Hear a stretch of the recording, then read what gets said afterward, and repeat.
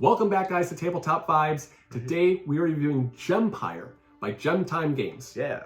Adam, how was the game? It's fantastic. So essentially, you are in the realm of this kingdom, Zamran's kingdom, and he's bored with your peasant ass, and he wants you to build him a new capital. Yeah, it happens all the time. Yeah, you're sick of how change it up. Actually, as you can see in this video. Yeah.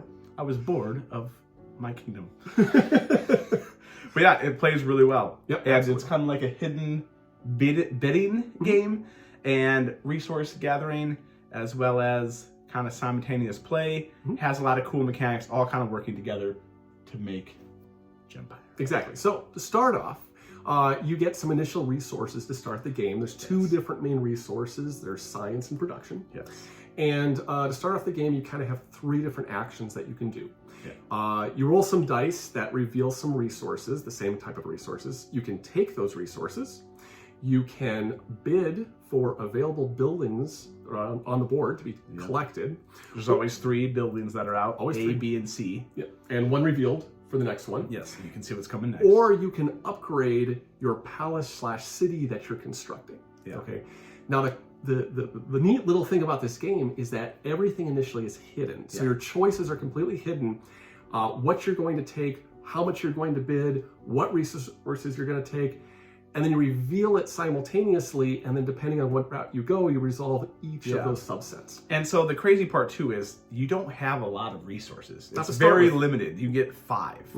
And that's 5 total spending power to buy whatever is in front of you out of the 3 buildings, and then going from there. So like you can't go over 5 until you build up your engine or your city. So your population. Your population, I messed that up. Right. So you can increase the amount of production that you can Right. have each turn, but you got to get more population, which makes sense. Which then you have to bid and win bids to gain buildings to put into your tableau to give you more of those things. Right. So the buildings, as you can kind of do by images, the buildings are which get you your more core resources, let's call it. So there's the basic resources of production and science, and then there's the core resources of population, gold, and culture. Yeah.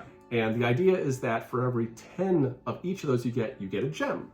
Yeah, some fun gems. Exactly. And the gems correspond to building up your empire, your capital city. Yeah, exactly. Every 10 population gets you an ability to get an extra production every turn. Every 10 gold allows you to flip one of those science and productions to the other one. Yep, manipulate the market. die. Yep. And the culture, when you get a culture gem, every 10 cultures, you put it on a little board that has a 1, 2, and a 3, I believe. Yeah. Or A, B, and C. And that allows you to do reductions for the end game goals. Yeah, it correlates with the end game, and so you're putting these gems that line up with the slot of what the end game goal is. So let's just kind of go through each of the little stages to be a lot easier. So the first one is collecting resources, relatively simple. Like I said, dice are rolled. What's on the dice, you collect what's there up to your max of production. Right. You get those in coins, and then you record how much science. So everybody has a cool little ledger that you jot all this down. It is dry erase, which is very helpful. And so you're keeping track of your gaining empire in your ledger. Exactly. Just like you normally would in building Shocker. Oh, if you are a good, I guess, builder/accountant in your city. So that's the first part. The second part is, we said, the bidding. So the idea is that you have, like I said, 1, 2, and 3 spots. You are bidding minimum or more, and then obviously whoever wins the bid gets that building. If there's ties, Person with the most technology. Yes, most science will break the tie. Yeah. If you lose the tie, or you lose a tie, or lose the building, you lose a production. So there's that's a hefty penalty, especially when you're starting off and you only have $5 production to your name, and you're like, I'm going for this building, and someone says, nope, and you lose a production off of that. It hurts. Yeah, and then you're putting that in your row. Now there's some rules to this rule. You can only have 3 districts. That's 3 different colors. Right. So there's, like I said, the population, the gold, green, and the yellow, color. and purple. Right. And once you put those 3 colors down, you can't put any more. Yeah. And you have to put likes with likes. Right. So you put yellows with yellows, And then cards have different some of them have different abilities that say, like, I had a card that said, it was a green card, which is population. It said every purple card to your right, you gain an extra population. Well, I had 4 purple cards to the right of that card. So it came out 7 population. Position matters, but once you put it down, you can't move it. Because, it's hard to excavate a building and move it. You don't need to be building his city twice for him. He's not that bored. I mean, come on. Yeah, and it's just it's a ton of fun with how it manipulates, and then you can unlock a second row, giving you another 3 districts. Right. So that's the third part, which is upgrading your palace, your city. Your city unlocks that second row, and your palace, you can upgrade 5 different levels of your palace, and for each one you unlock, you get rewards plus the previous rewards. Yeah, I mean, it's actually it's lucrative. Yes. You're gonna want to do that because, like Jason was saying. You go up 1, 2 levels. Well, now you're taking, if you go to 3, you're taking 3, 2, and 1 again. Right. So it compounds. So you get less. But you can't go down, so you can only get the rewards once. So you can jump from 1 to 5, but then you only get them once. Yeah. So those are your basic 3 actions, but how they interconnect creates quite a bit of strategy and a lot of fun. So so basically when you're building up your city, again, you have those restrictions. Yeah. And when you are getting your rewards for the upgrades, you can also get diamonds. Yeah, the diamonds. Yeah. Those are hard to get. Those are hard to get. But if you put them on your cards, it doubles or triples the ability of the card. Yeah. Whether it's basic resource, get 7 population. Well, you put diamonds, you might be getting 21. Right. Or which then gets you another gem. Exactly. Right? Or if it's how many stuff extra to the left, you get bonus to that. Right. Now, kind of why are we doing this? There are... To build... I'm not going to go back. Yes. But the end game. So the end game is you have some end game cards. Yeah, there's 3 cards that are out, and they all have different prerequisites that you need to do in order to achieve it. But if you just do one of them, it's like no one cares. Right. And you need to do 2 on 1 turn. Simultaneously. And that triggers the end game. Right.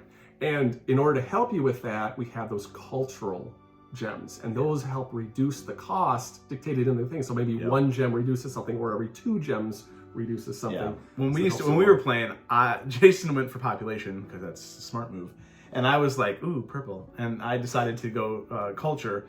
And for in the 3 turns in, I had 19 culture. You had a lot of culture. I mean, great. My people were cultured. Okay, that's all I have to say. He had population, and we were the upper class, anyways. But it's a ton of fun. I mean, you can play 5 people. It's all simultaneous play. I mean, it's going to take you a couple turns to get the flow down. Roll the dice. That's what's going to be if you need to take resources. And you pick your action, take resources, or literally build, or bid to build, and or then upgrade a city. It's literally that quick. Everybody checks their little boxes on their ledgers, and then reveal. The turns are very fast. Next round. Yep, the turns are very fast. I would say actually clean up and a reset probably takes as long as the actual turn itself. Right, exactly. And we were talking when we got done playing that it's going to be a little bit of a slow grow in the beginning, and then it's going to snowball until I'm gaining 25 or 40 population or 60 culture. Right? I mean, it's going to you're going to go from Hercules reference 0 to hero. So.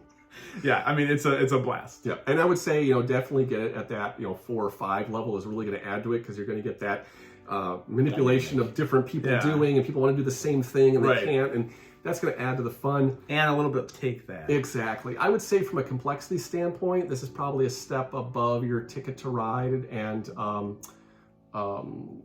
Pandemic. Catan. So I would say, it's kind of still in that more bridge game area, but it adds a little bit more strategy to it. Right. And I think the more people you get playing it, the strategy actually develops more, because you're going to have to try. It's like you're trying to outsmart all the other opponents. So. But it's a relatively quick game. I mean, 40 to 90 minutes, so you can whip through it at a pretty good pace. Yeah, and the components and like everything is just top notch on the components. Like, I mean, the gems are pretty.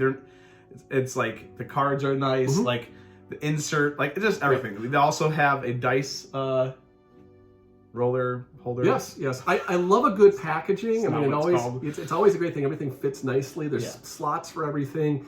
And just kind of the added little tweaks they did, like I said, like the holder. It's just, these little fun little tweaks they added is just really top notch. Right. I mean, that kind of stuff just like sends your game over the top. It's fun to play, has good components, it's easy to learn, it's easy to teach, and it has great replayability. What more do you need in the game? So build that capital. Right. So like, comment, subscribe, and let us know what your favorite building is architecturally. Yeah. Past, present, or future. Doesn't matter future unless you're an architect. So. Make up a building. And we'll check you next time.